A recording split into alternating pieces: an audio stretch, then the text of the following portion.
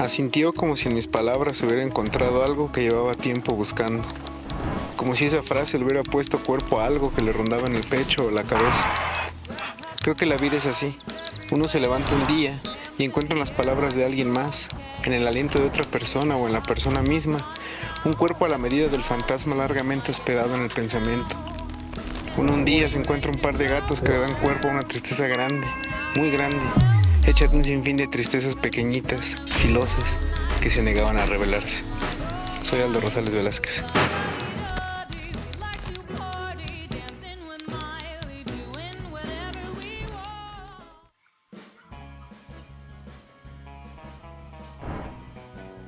Nuestro tema del día de hoy es el crecimiento por medio de lo que es el sufrimiento.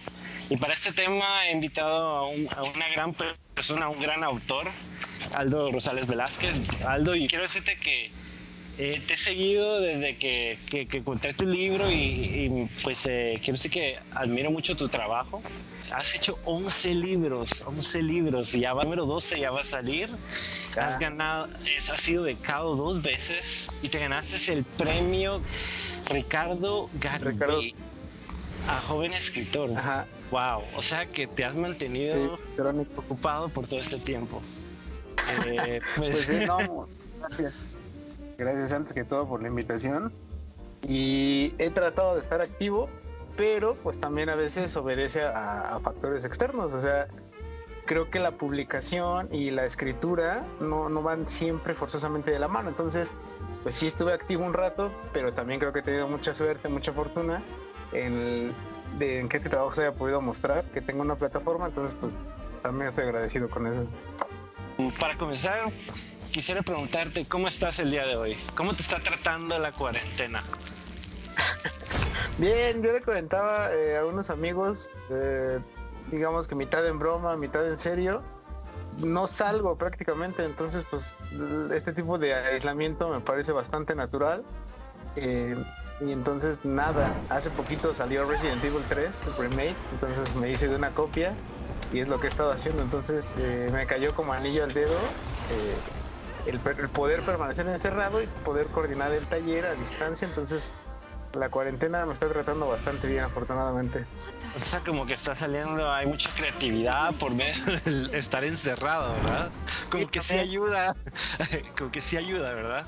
Pues parece, yo creo que como muchas otras cosas, hay que saber usarlas. O sea, las cosas están ahí y a veces no vale tanto preguntarnos por qué están o cómo llegaron, sino cómo las vamos a usar. Entonces, pues ya está aquí el aislamiento, ya está aquí todo este exceso de tiempo, pues hay que ver cómo lo usamos, de manera positiva o negativa.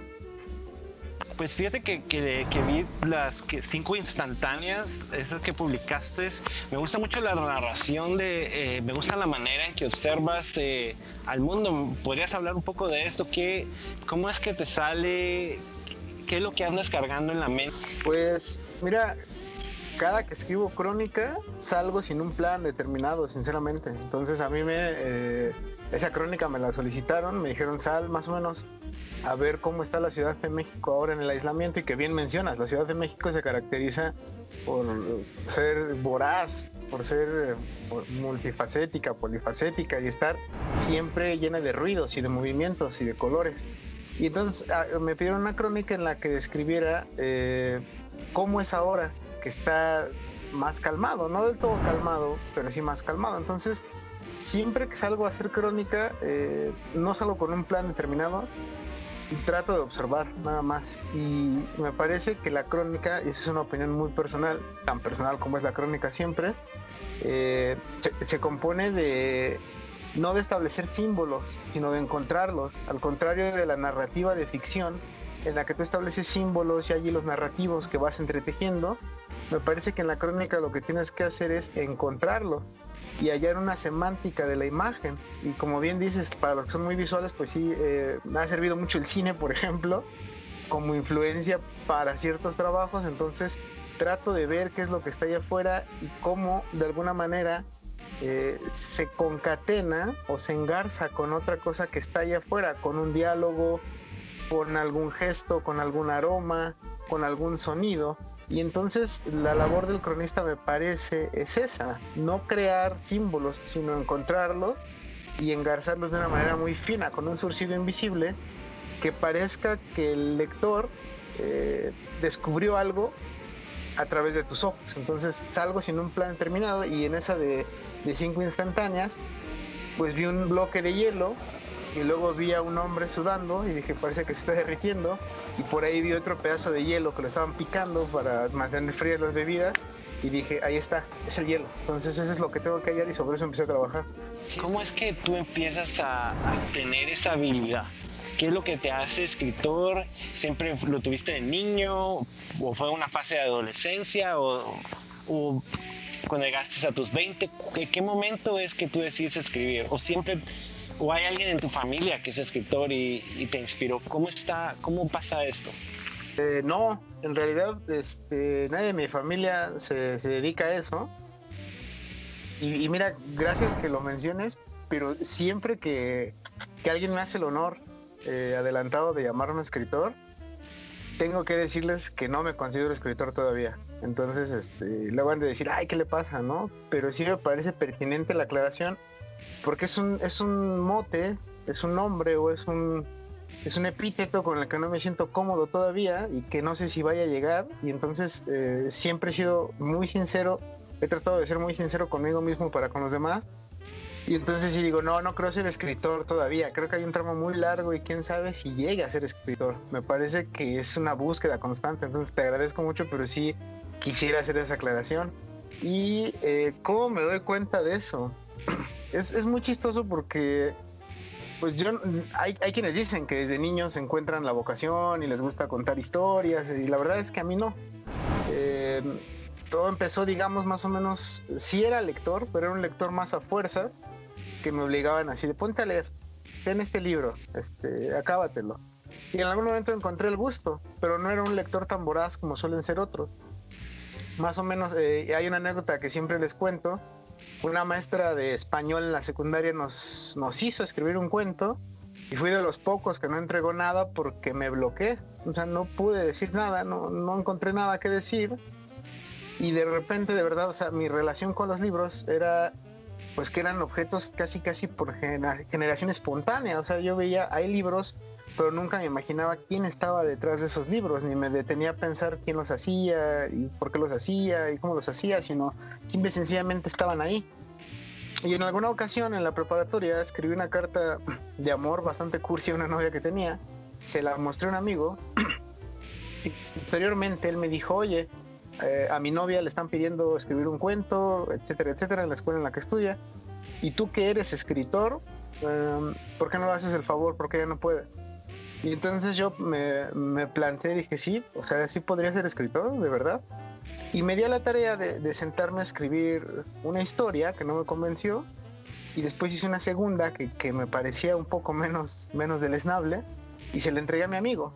Y entonces a él le gustó, y en ese tiempo yo vivía prácticamente solo, nada más con mi hermano mayor, en un departamento en la Ciudad de México, que siempre me ha interesado y me ha marcado mucho. Y como una manera de catarsis y de encontrar algo que no sabía bien qué, pues escribía. Entonces empecé a escribir, y en algún momento se los mostré a mi hermano. Le dije, oye, mira, estoy empezando a escribir un par de cuentos, a ver qué te parece.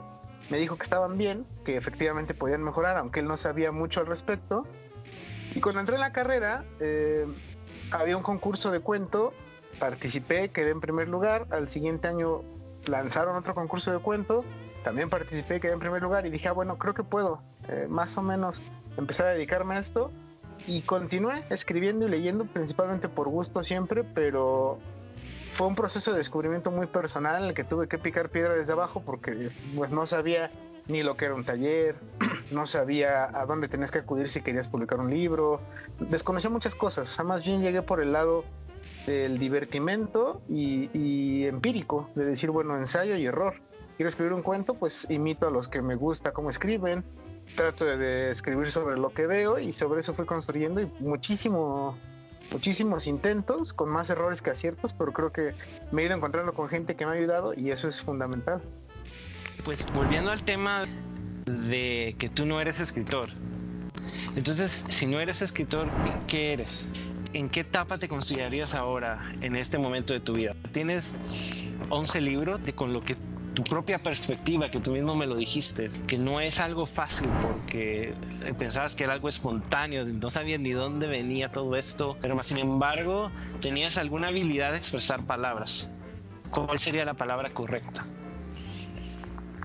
Alguna vez planteaba, y me quedo con esa nomenclatura, digamos, con esa jerarquización, que similar a las artes marciales, digamos, me gusta ese enfoque.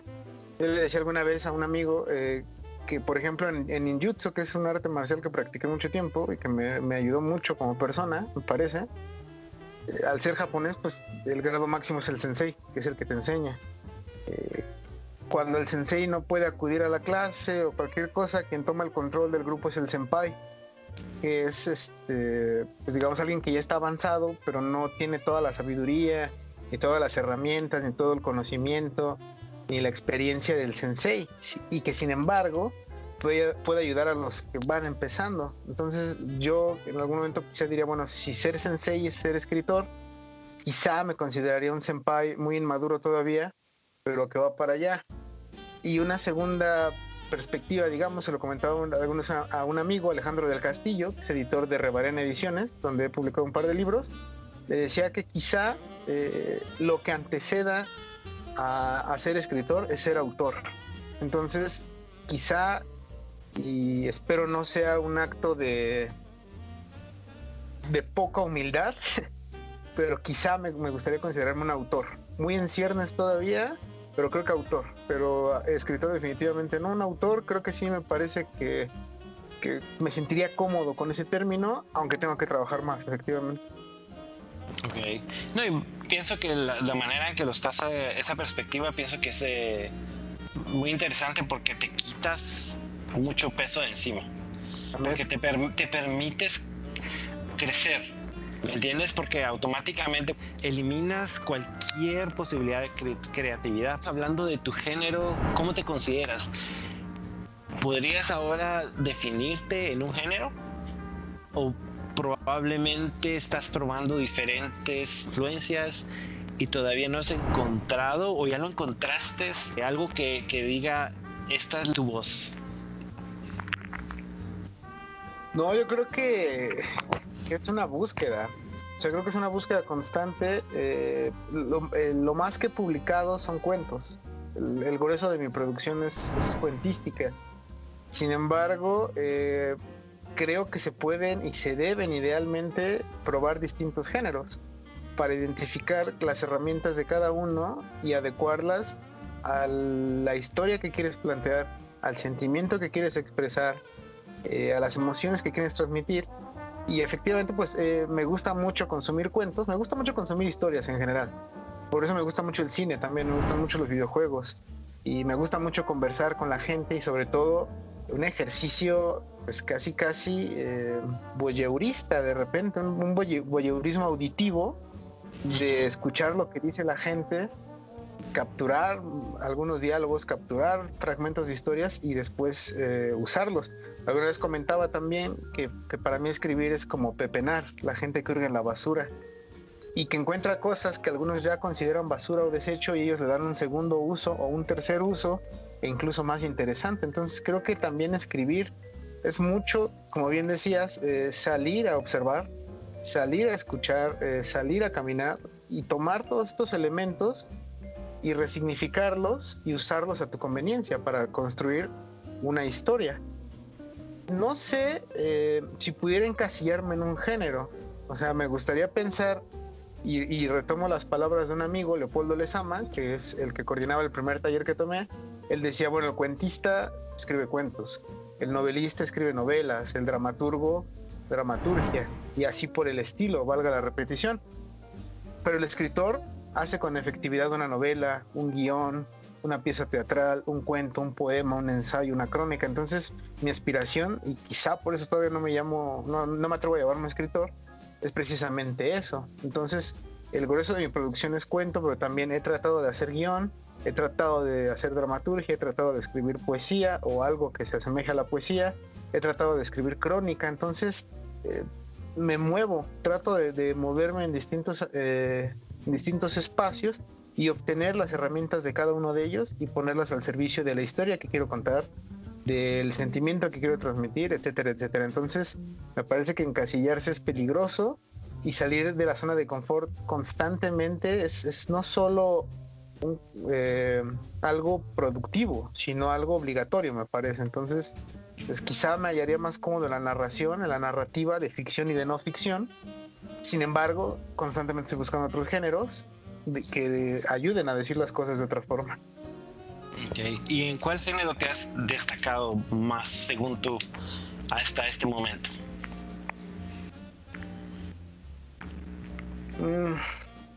Pues es curioso porque hay gente a la que le gustan afortunadamente los cuentos que he hecho, pero digamos que el máximo galardón que he obtenido, que fue el Premio Nacional, pues fue en crónica. Entonces, pero hay algunos que me conocen por mis ensayos y hay algunos que han llegado a mi producción o he cruzado palabras con ellos a partir de un par de poemas o de intentos de poema. Hay algunos que me han conocido por piezas de dramaturgia que he escrito muy breves, gente que me conoce en un par de talleres muy breves de guión cinematográfico que tomé. Entonces, cada uno me conoce de otro ángulo, digamos, pero quiero creer que pues es en la crónica, que es muy curioso porque es un género que no consumía mucho, lo cual no me acercaba mucho, que por consejo de un amigo, Benjamín Morales, editor de Malpaís Ediciones, me dijo, oye, ¿por qué no haces crónica? Pues se lo agradezco. Entonces creo que es en el que me ha ido mejor. Me parece muy cómoda la crónica de escribir, sobre todo por eso, y retomo tus palabras, de salir al ejercicio fotográfico, de observar. O sea, tú me entenderás perfectamente, todos los que son muy visuales, creo que la crónica es el lugar perfecto para aterrizar de manera muy, muy suave, muy estética. Digamos, si vas a escribir un libro, ¿cuál sería tu proceso? ¿Y investigas o simplemente vas a caminar o te vas a hacer, por ejemplo, hay personas que se basan de un sentimiento y de ese sentimiento crean un libro, o simplemente con un recuerdo puedes crear un libro entero? ¿Cuál es tu proceso? ¿Qué es lo que harías tú primero para escribir? Yo creo que depende del libro que se quiere escribir también. Me parece, decía Francisco Hernández, y es una frase a la que siempre recurro, él decía, cada poema es una poética, cada poema es un intento por contestarse qué es la poesía. Entonces yo creo que también cada proyecto es un intento de decir qué es la narrativa o de contar cierta historia. Entonces varía mucho. Por ejemplo, en los libros sobre deportes de contacto, sobre lucha libre, artes marciales mixtas, box, etcétera, etcétera, ahí sí hay una suerte de investigación, digamos, en la que no recurro a libros, sino más bien una experiencia más kinestésica, más vivencial, más orgánica. Entonces voy y entreno con las personas con las que normalmente entreno, me busco una nueva escuela y escucho qué es lo que se dice ahí y percibo qué es lo que hay ahí y sobre eso empiezo a trabajar. Y los personajes, sobre todo en los libros de deportes de contacto, pues sí tienen mucho de mis maestros, de mis compañeros, de peleadores que son famosos, etcétera, etcétera. Pero también me parece que hay que estar muy alerta para identificar la simiente de un cuento. Las historias están por ahí y el detonante te llega de repente en el momento más inesperado y de la forma más gratuita, si se quiere ver así. Entonces, por ejemplo, de Tiempo Arrasado, que es el libro más reciente que escribí de narrativa, antes de que salga Folly, parte, por ejemplo, el primer cuento, que se llama Mundo Magia. Alguna vez yo, escuchando música de los 80, de los 90, que se escuchaba en México, me preguntaba qué habría sido de todas estas estrellas juveniles que se veían en ese tiempo. Entonces, a partir de esta indagación mental, de este conjeturar sobre qué habría sido su vida, empiezo a construir el cuento y efectivamente pues el cuento tiene muchas trazas de lo que soy yo, de lo que fueron esos tiempos, de personas que conozco y con las que he hablado. Entonces es una suerte de caleidoscopio en el que tú combinas algo que piensas con algo que sientes, con algo que crees, con algo que lees, y así se va dando el libro. generalmente no trazo, como mencionas, un blueprint de decir el libro va a ir por aquí y después sigue esto. No, al contrario, o sea, creo que trato de que los libros se den por sí mismos. Por común que pueda sonar esto, que de repente el personaje avance y tome su propia ruta y me diga, bueno, esto va a ir por acá, esto me voy a ir por aquí, este diálogo encaja de esta forma, este personaje puede que salga, este puede que entre, y así parto. Entonces es un proceso muy orgánico y en el que apelo, digamos, a que los libros fluyan, escribir por necesidad prácticamente. O sea, cuando ya no puedo contenerlo, salgo, o sea, me remito una vez más a este ejercicio. Salgo y en un ejercicio fotográfico disparo, el obturador está constantemente trabajando y ya después en casa llegas y revelas y va a haber muchas cosas que se vayan al bote de la basura, va a haber otras que se retomen y va a haber otras que se resignifiquen frente al teclado. Entonces el proceso es ese, trato de que sea muy orgánico y que el libro se dé prácticamente por sí mismo.